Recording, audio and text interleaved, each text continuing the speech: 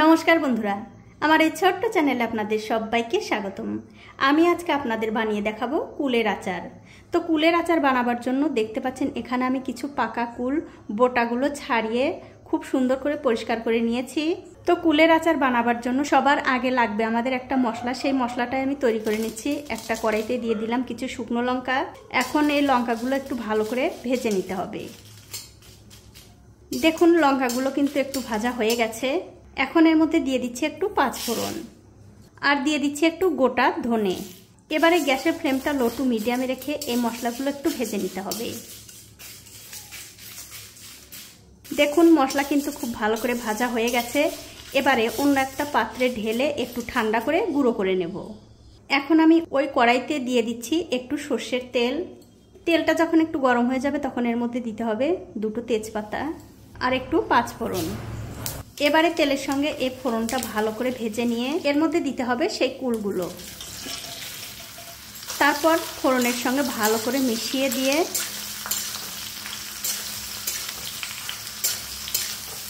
এর মধ্যে দিয়ে দিচ্ছি স্বাদ অনুযায়ী নুন আর একটু হলুদের গুঁড়ো।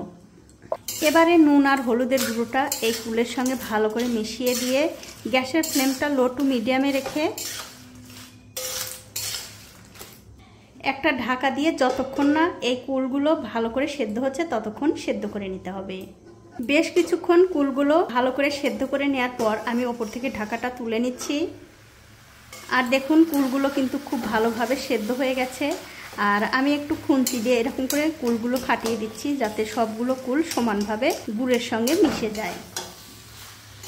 আর এখন কিন্তু গ্যাসের ফ্লেমটা অবশ্যই একদম লোতে রাখতে হবে।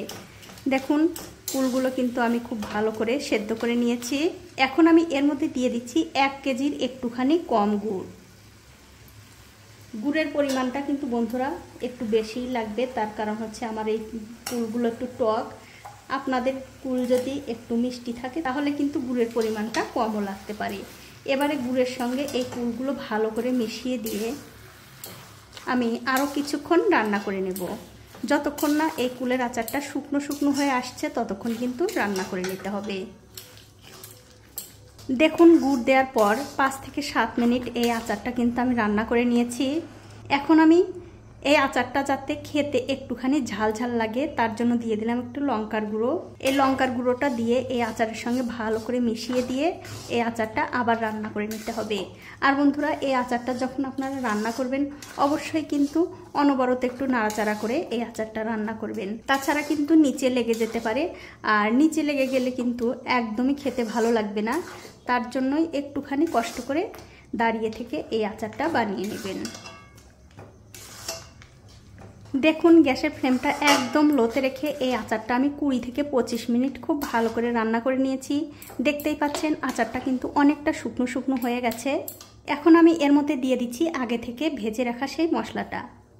আর মশলাটা কিন্তু বন্ধুরা একদম মিহি করে গুঁড়ো করবেন না, একটু আধ ভাঙা করে গুঁড়ো করবেন, তাহলে এই আচারের মধ্যে খেতে ভালো লাগবে।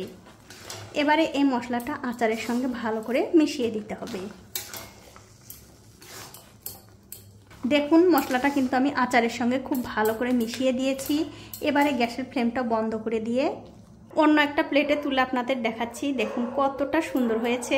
তো আমার মতো যে সকল বন্ধুরা এই কুলের আচার খেতে ভালোবাসেন তারা কিন্তু অবশ্যই এরকম করে বানিয়ে সারা বছরের জন্য রেখে দিতে পারেন। সারা বছরে কিন্তু এই আচারটা ভালো থাকবে। আর মাঝে মধ্যে অবশ্যই 2-1 দিন বের করে রোদে দেবেন আর কাচের একটা বয়ামে তুলে রাখবেন। তো বন্ধুরা আমার এই আজকের আচার বানানোটা আপনাদের কেমন লেগেছে? যদি ভালো লেগেই থাকে অবশ্যই একটা লাইক, কমেন্ট আর শেয়ার করতে ভুলবেন না।